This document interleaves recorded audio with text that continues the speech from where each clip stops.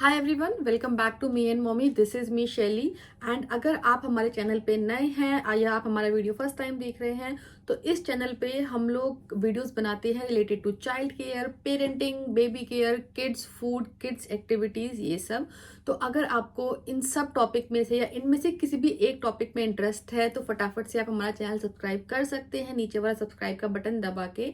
और आज के वीडियो में हम बात करने वाले हैं कुछ ऐसे ट्रिक्स की जो मैं दर्श के साथ यूज करती हूँ ताकि वो मेरी बात सुने, बिना चिल्लाए, बिना गुस्सा करे। एंड ये सारे ही ट्रिक्स जो मैं आपके साथ शेयर करने वाली हूँ, ये over the period of last probably 2.5 year मैंने अपने जो मेरा बिहेवियर है, जो मेरी हैबिट्स हैं, जो मेरा दर्श से बात करने का तरीका है, उसमें इम्प्रूव किए हैं based on the multiple workshops जो मैं अटेंड करती रहती हूँ time to time based on parenting. So I hope कि ये सारी चीज़ें आपको भी हेल्प करेंगी। 80% ऑफ द टाइम ही मुझे हेल्प करती हैं। There are very few rare cases जहाँ पे दर्श मेरी बात नहीं सुनता है या मुझे कुछ और तरीका अपनाना पड़ता है या दर्श की डैडी की हेल्प लेनी पड़ती है।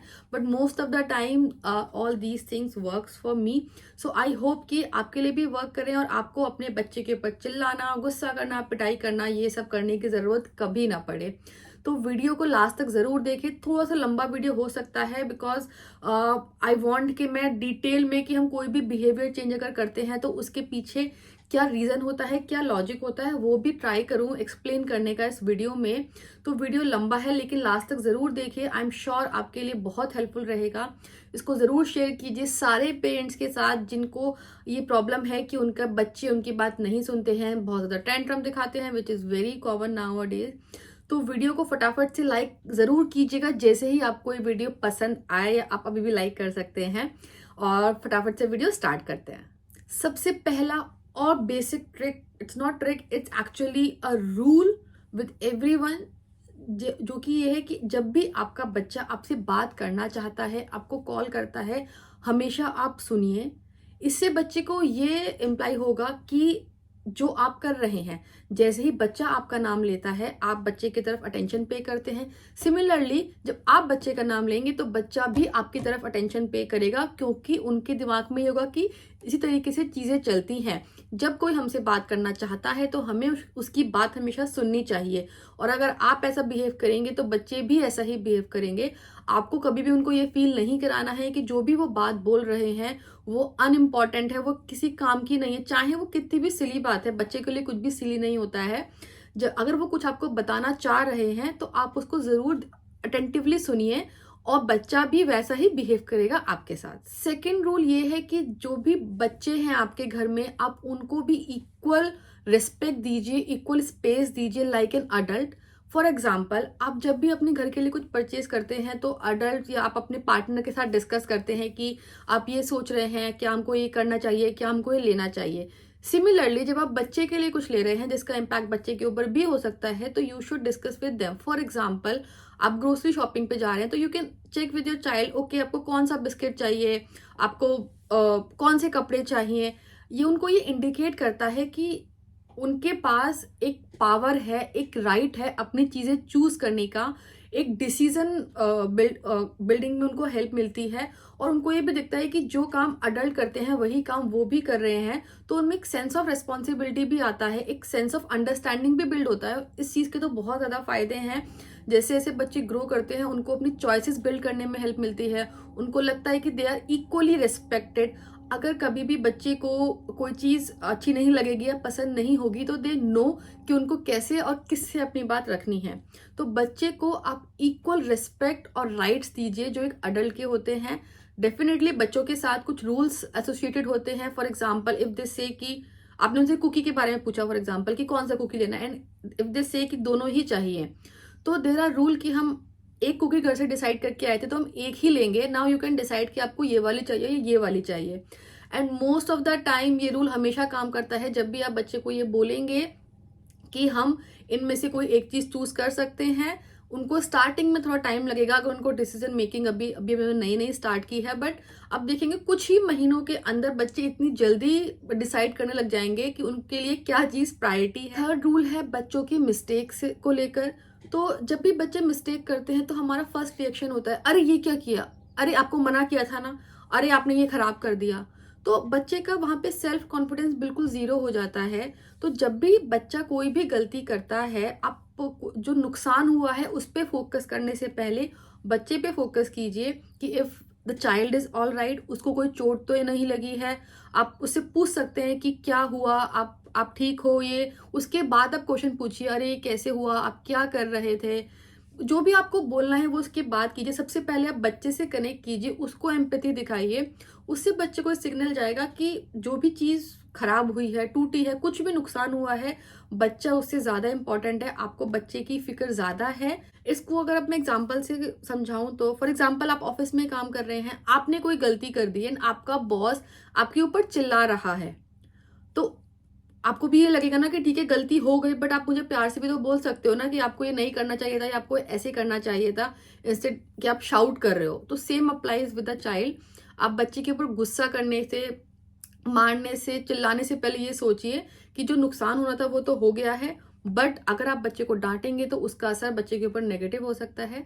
तो इसलिए बच्चे के साथ कनेक्ट कीजिए, जो नुकसान हुआ है उसके बारे में जब बच्चा बेटर फील करता है तब बात कीजिए। उससे आपको एक तो ये फायदा होगा कि बच्चे को ये सिग्नल जाएगा कि he is important, and second, अगर बच्चे से फ्यूचर में कोई मिस्टेक होती है तो दे नो कि आप उनको डांटेंगे नहीं, मारेंगे नहीं, तो वो क्लियरली आपको आके वो बताएंगे। नेक्स्ट रूल है having rules and boundaries for almost everything.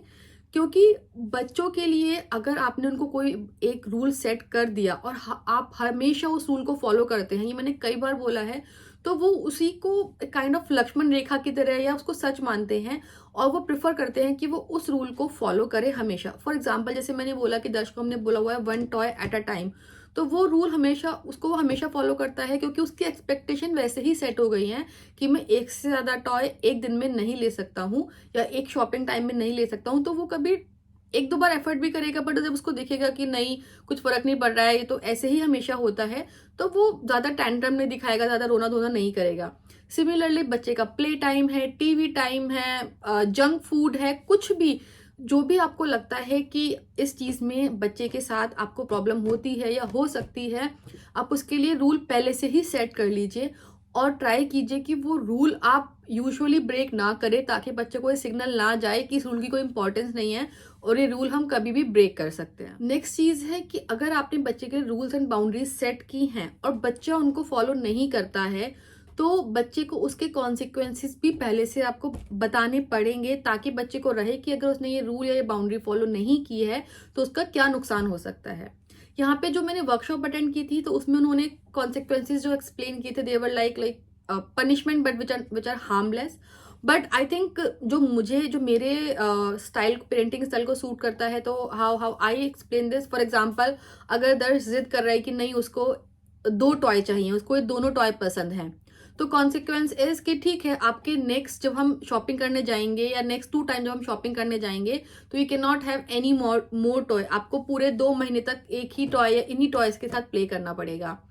आप अगर अपना रूम क्लीन नहीं कर रहे हो, ठीक है, तो आपके पास जो आप नेक्स्ट एक्टिविटी करना चाहते हो उसके लिए कोई स्पेस नहीं है। हम कोई भी जंप नहीं कर सकते आपके रूम में। अब देयर इज नो स्पेस, हम आपके रूम में बैठ नहीं सकते हैं, आप अपने रूम में खेल नहीं सकते अगर आपका रूम ऐसे ही गंदा रहेगा। तो इट डिपेंड्स कि बच्चा किस चीज़ के लिए जिद कर रहा है, कौन सा रूल ब्रेक करने के लिए बोल रहा है, तो उसके अकॉर्डिंग जो भी कॉन्सिक्वेंसेस बच्चे को बताने पड़ेंगे। तो बच्चे को ऐसे कॉन्सिक्वेंसेस बताने हैं जो बच्चे को पसंद हैं और बच्चा चाहता है कि वो हमेशा हो। तो उससे क्या होगा, बच्चे रिलेट करेंगे कि ठीक है, अगर ये काम मैंने गलत किया, ये रूल मैंने ब्रेक किया, तो उसका नुकसान मुझे वहां पे होगा। स्टार्टिंग में आप अगर बच्चे के साथ नई नई प्रैक्टिस स्टार्ट कर रहे हैं, तो डेफिनेटली बच्चा रोएगा, अपने टैंट्रम दिखाएगा और गुस्सा भी हो सकता है आपसे। और कभी कभी बच्चे हाथ भी चलाते हैं कि मारने की कोशिश करते हैं अगर उनकी कोई बात नहीं मानता है। बट अगर आप अपने वर्ड्स पे स्टिक रहते हैं, जो आपने बच्चे को बोला है और वही आप करते हैं, अगर आपने बच्चे को बोला कि वो आज बाहर खेलने नहीं जा सकता है और आपने उसको नहीं भेजा, तो बच्चे को समझ में आ जाएगा कि उससे उसका क्या नुकसान हुआ। और नेक्स्ट टाइम जब भी आप उसको ये वाला कॉन्सिक्वेंस बताएंगे या वाला पनिशमेंट देंगे, तो बच्चे को याद रहेगा कि हाँ, मम्मा ने लास्ट टाइम बोला था और मुझे खेलने नहीं जाने दिया था, तो मम्मा आज भी नहीं जाने देगी। बट अगर आप कॉन्सिक्वेंस बोलेंगे और फिर वो नहीं करेंगे वही जो बच्चा चाहता है, तो कोई फर्क नहीं पड़ेगा। कुछ भी आप उसको बच्चे को समझा दे, कुछ भी बोले, बट बच्चे को पता है कि मम्मा तो सिर्फ बोलती है, करती नहीं है, तो उस केस में कोई फर्क नहीं पड़ेगा बच्चे के ऊपर। बट अगर आप रूल्स ब्रेक करने के जो भी पनिशमेंट है, कॉन्सिक्वेंस है, वो बच्चे को बताएंगे भी और करेंगे भी, तो डेफिनेटली बच्चे रूल्स को फॉलो करना स्टार्ट कर देंगे। बट यहाँ पे पनिशमेंट का मतलब ये नहीं है कि आप बच्चे की पिटाई करें, बच्चे को मारें, खाना ना दे, वो सब नहीं। ऐसी चीजें जो बच्चे को पसंद है, बच्चा नहीं कर पा रहा, बच्चे को कोई नुकसान नहीं है उससे। Next is giving them choices. तो ये थोड़ा सा मैंने ऊपर भी कवर किया था, बट चॉइस देने से आपकी जो लाइफ है बहुत ईजी हो जाएगी बच्चे के साथ। आपको हर काम को करने में थोड़ा सा एक्स्ट्रा टाइम लगेगा, लेकिन आप धीरे धीरे देखेंगे कि बच्चे के जो कोई भी काम करने को लेके जो बच्चे की रेजिस्टेंस है वो धीरे धीरे कम हो जाएगी जब भी आप उनको चॉइस देते हैं। फॉर एग्जाम्पल आप बच्चे से, लेकिन आपको चॉइस बहुत केयरफुली देनी है। आप बच्चे से, आपको ये नहीं पूछना है कि आप खाना खाओगे या नहीं खाओगे, आपको बच्चे से ये पूछना है कि आप राइस खाओगे या पराठा खाओगे। फॉर एग्जाम्पल आपको डेजर्ट में कुकी खानी है या आइसक्रीम खानी है, इस टाइप से। आपको रेड सॉक्स पहनने हैं या ब्लैक सॉक्स पहनने हैं। अगर आप उन्हें कोई काम करने की या ना करने की चॉइस देंगे तो डेफिनेटली वो ना करना ही यूज करेंगे, बट आपको उनको ऐसी चॉइसेस देनी है जिसमें बच्चा काम वो करे जो आप चाहते हैं।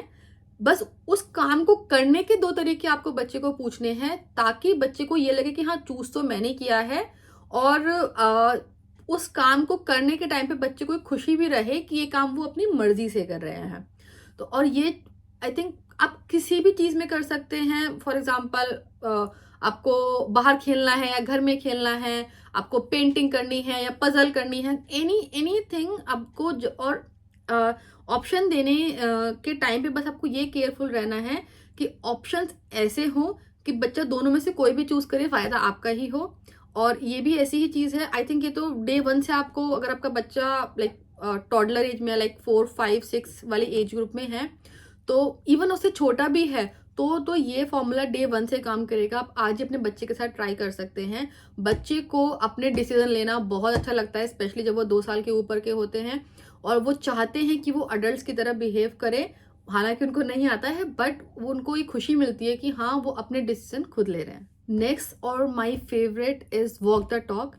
आप बच्चे को कुछ भी बोलेंगे वो नहीं करेंगे, बट अगर आप बच्चे के सामने वैसा बिहेव करेंगे तो वो बिना कुछ बोले करेंगे। फॉर एग्जाम्पल आप सब लोग डाइनिंग टेबल पे बैठ के खाना खाते हैं, तो बच्चा भी प्रेफर करेगा कि वो डाइनिंग टेबल पे बैठ के ही खाना खाए। आप बेड पे बैठ के खाना खाएंगे तो बच्चा भी प्रेफर करेगा कि वो बेड पे बैठ के खाना खाए। आप वेजिटेबल्स खाएंगे तो बच्चा भी आपको कॉपी करेगा कि जो आप खा रहे हैं वही वो खाए। आप बहुत ज्यादा स्क्रीन यूज करेंगे तो बच्चा भी प्रेफर करेगा कि वो भी आप ही की तरह बिहेव करे। आप बच्चे के सामने चिल्लाएंगे या कुछ भी गलत लैंग्वेज में बात करेंगे तो बच्चा भी आपको मिमिक करेगा। तो बच्चे को कोई भी चीज सिखाने का सबसे इजी तरीका यही है कि जो आप करेंगे बच्चा ऑटोमेटिकली उसको पिक करेगा। स्पेशली बच्चे के जो पेरेंट्स होते हैं, बच्चे हमेशा उनको कॉपी करने का ट्राई करते हैं हर चीज में।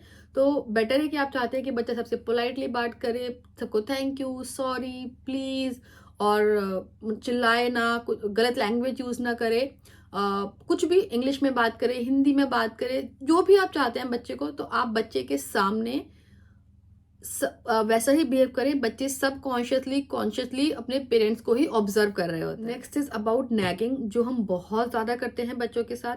हम हमेशा बच्चों को टोका टाकी करते रहते हैं कि अरे ऐसे क्यों किया, वो क्यों खाया, वो क्यों नहीं खाया, ये क्या कर रहे हो, ये क्यों पहना, कैसे बात कर रहे हो। तो हमेशा उनको हम पोक करते रहते हैं, नैग करते रहते हैं, टोका टाकी करते रहते हैं। ये किसी को भी पसंद नहीं होता है, बीट एन अडल्ट और चाइल्ड। आप अगर किसी को हमेशा टोका टाकी करते रहेंगे तो हर किसी को लगेगा कि अरे यार ये तो ऐसे ही करता है, इग्नोर करो। सेम केस विद बच्चों के साथ है। बच्चों को आपको बहुत केयरफुली अपनी बैटल्स चूज करने हैं। बच्चों को जो करना है, जैसे करना है, उन्हें करने दीजिए। आप चाहते हैं कि बच्चे वैसा ना करें और आप बच्चे के साथ एक आर्गुमेंट में भी नहीं फंसना चाहते हैं, तो आप उस काम को खुद करना स्टार्ट कर दीजिए। बच्चा आपको देखेगा, ऑब्जर्व करेगा, तो वो अपना तरीका चेंज कर लेगा। बट अगर आप बच्चे को बोलेंगे कि नहीं ऐसे मत करो, तो उसको लगेगा नहीं नहीं मुझे तो ऐसे ही करना है, मुझे तो यही पसंद है। तो इसलिए बहुत केयरफुली चूज कीजिए कहाँ पे आपको बच्चे से आर्गुमेंट करना है, कहाँ पे आपके बच्चे को आपको टोकना है, उसको करेक्ट करना है। सिर्फ इंपॉर्टेंट चीजों में ही ये कीजिए। जो लेस इंपॉर्टेंट चीजें हैं उनमें बच्चे को आपको टोका टाकी करनी चाहिए। वो जैसे जो काम कर रहे हैं वैसे ही करने दीजिए, अनटिल अनलेस बच्चे कोई ऐसी ऐसी गलती कर रहे हैं जिससे उनको नुकसान हो सकता है। Now next is very interesting one. आपको कभी भी बच्चे के टैंट्रम पे गिव अप नहीं करना है। बच्चे यहाँ पे पता नहीं उनमें कहाँ से इतनी स्मार्टनेस आती है। अगर आपने एक बार बच्चे के रोने पे, बच्चे के चिल्लाने पे, बच्चे के किसी भी ऐसे मतलब सीन क्रिएट करने पे गिव अप कर दिया, क्योंकि आप ऐसे सिचुएशन में कि आप बाहर हैं, किसी के घर हैं और बच्चे ने नोटिस कर लिया कि इस सिचुएशन में मम्मा डैडी उनकी बात मानते हैं, तो वो सेम सिचुएशन को रिपीट करेंगे। मैं आपको एग्जांपल से बताती हूँ। एक बार दर्श और मैं अकेले थे घर पे, मेरी एक मीटिंग चल रही थी and Darsh was continuously coming to me कि चलो मम्मा खेलते हैं खेलते हैं खेलते हैं। एंड मैंने उसको बिजी रखने के लिए उसको अपना फोन दे दिया ताकि वो मुझे मीटिंग में डिस्टर्ब ना करे। उसके बाद से जब भी मैं अपनी मीटिंग स्टार्ट करती थी, मैंने उसने देखा कि मैंने हेडफोन लगाया, मीटिंग स्टार्ट हो रही है, वो हमेशा मेरे पास आता था कि मुझे टेक्नोलॉजी चाहिए, मुझे फोन चाहिए। क्योंकि उसने वो नोटिस कर लिया कि जब मम्मा मीटिंग में है तो मम्मा मेरे साथ खेल नहीं सकती है, बट मम्मा मुझे फोन दे देगी ताकि मैं मम्मा को डिस्टर्ब ना करूँ। और वो हैबिट इतनी मुश्किल से मैंने उसकी छुड़वाई है। वो हमेशा ऐसे ही करता था, जैसे ही मैंने हेडफोन लगाए, मीटिंग स्टार्ट हुई, वो फोन मांगने आ जाता था। तो ये हर बच्चे के साथ सेम ही होता है कि वो अपने जो भी टैंट्रम करते हैं उस टाइम पे वो इतनी स्मार्टनेस दिखाते हैं कि अच्छा मम्मा ने किस लेवल पे जाके गिव अप किया, मैंने कितना ज्यादा क्राई किया था, क्या सीन क्रिएट किया था, और वो नेक्स्ट टाइम वो रिपीट करेंगे। तो अगर आपने एक बार बच्चे के लेवल 1 पे गिव अप कर दिया, नेक्स्ट टाइम वो लेवल 1 ट्राई करेंगे, फिर लेवल 2 ट्राई करेंगे, जब तक उनको लगेगा कि हाँ यहाँ पे लिमिट है। तो बेटर है कि बच्चे जब टैंट्रम दिखा रहे हैं तो उनको इग्नोर करो। थोड़ी देर में आप देखेंगे कि बच्चे भूल जाएंगे वो किस बात पे रो रहे थे, उन्हें कुछ याद नहीं है। एंड आज के टाइम में हम आई डोंट थिंक कि आपको कोई इतना जज करने वाला है, क्योंकि हर किसी को पता है कि बच्चे कैसे बिहेव करते हैं। तो सबके बच्चे सेम तरीके से बिहेव करते हैं। तो अगर आपका बच्चा पब्लिकली कोई सीन भी क्रिएट कर रहा है तो आप उस पर नजर रखिए, इग्नोर कीजिए और उसके टैंट्रम पे गिव अप मत कीजिए। थोड़ी देर में बच्चा अपने आप ही नॉर्मल हो जाएगा। या फिर अगर आप बच्चे को इग्नोर नहीं कर सकते हैं क्योंकि आप ऐसी सोशल सिचुएशन में हैं, तो आप ट्राई कीजिए बच्चे को डिस्ट्रैक्ट करने का। बच्चे डिस्ट्रैक्ट भी बहुत जल्दी होते हैं, उनको उनकी किसी फेवरेट चीज से आप डिस्ट्रैक्ट कर सकते हैं फॉर द टाइम बीइंग, और आपका पर्पस भी सॉल्व हो जाएगा और आपको बच्चे के टैंट्रम के सामने गिव अप भी नहीं करना पड़ेगा। Now last but not the least, बच्चे को किसी भी चीज के लिए फोर्स मत कीजिए। वो चीजें किसी से बात करना हो सकता है, किसी को हक करना हो सकता है, कोई चीज खाना हो सकता है, सर्टेन तरीके से बिहेव करना हो सकता है, कोई एक्टिविटी करना हो सकता है। तो किसी भी चीज को लेके बच्चे को फोर्स मत कीजिए। बच्चा अगर आपसे बोल रहा है कि उनको ये नहीं पसंद है या उनको ये नहीं करना है, तो उनको वैसा ही करने दीजिए जैसा वो चाहते हैं। आपको दिख रहा है कि बहुत बहुत कॉमन होता है कि अगर हम बच्चे को हमने कोई काम बोला, बच्चे ने बोला कि नहीं मुझे ये नहीं करना है, मुझे नहीं खाना है, तो हम क्या बोलते हैं कि अच्छा बड़ों की बात नहीं मानोगे, बड़ों से जुबान लड़ाओगे। तो इट्स नॉट जुबान लड़ाना, वो अपनी ओपिनियन रख रहे हैं, उनको नहीं पता है कि वो सही है या गलत है। एंड ओपिनियन रखना कभी भी गलत नहीं होता है अगर वो उसको पोलाइटली रख रहे हैं। तो उन्होंने कोई ओपिनियन रखी है, उस ओपिनियन को रिस्पेक्ट कीजिए। स्पेसिफिकली अगर किसी के सामने वो कुछ कह रहे हैं तो उसको जरूर रिस्पेक्ट कीजिए। उनको ये सिग्नल जाता है कि हाँ किसी के सामने आप उनको डिसरिस्पेक्ट नहीं कर रहे हैं। उनको किसी से बात करने में प्रॉब्लम है, किसी से बात करने में उनको टाइम लगता है, तो उनको ये मत बोलिए कि ये बहुत शाय है, ये तो किसी से बात नहीं करता है, किसी के सामने नहीं आता है। लेट देम बी, उनको टाइम लेना है वो टाइम लीजिए। अगर आपको लग रहा है कि आपका बच्चा आपको सुन रहा है, बच्चे को कोई भी लेबल मत दीजिए किसी भी चीज को लेकर। अगर बच्चा कोई काम नहीं कर रहा है, तो आपने बच्चे को कोई काम बोला, उसने नहीं किया, ठीक है, आपको अभी नहीं करना है, we will try again later. आपको ये नहीं पसंद है, okay we will eat something else. आपको ये वाले कपड़े नहीं पहनने हैं, ओके हाउ अबाउट दिस। तो इस तरीके से करके आप बच्चे को चॉइस दीजिए रादर देन कि आप उनको फोर्स कीजिए।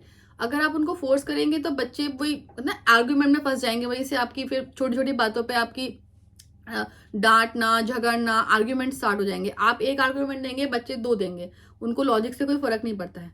तो बच्चे की बात सुनिए, उसकी ओपिनियन देखिए कि वो क्या बोलना चाह रहा है। इससे बच्चा जैसे जैसे बड़ा होगा उन्हें पता है कि अगर वो कुछ भी बोलेंगे तो अगेन आप उनको जज नहीं करेंगे, आप उनको डांटेंगे नहीं, आप उनकी बात सुनेंगे और उस बात को सुन के आप उनको एक सोल्यूशन देंगे।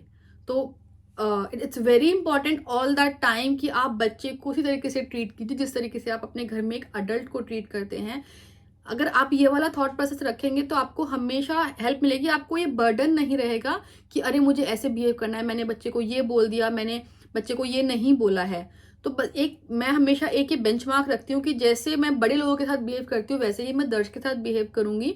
तो उस केस में जो प्रेशर है ना पूरा बिहेवियर का, वो साइड में हो जाता है, क्योंकि हम हमेशा बड़े लोगों के साथ अच्छा बिहेव करते हैं और बच्चों के साथ हमेशा एक फोर्सफुल बिहेवियर रहता है।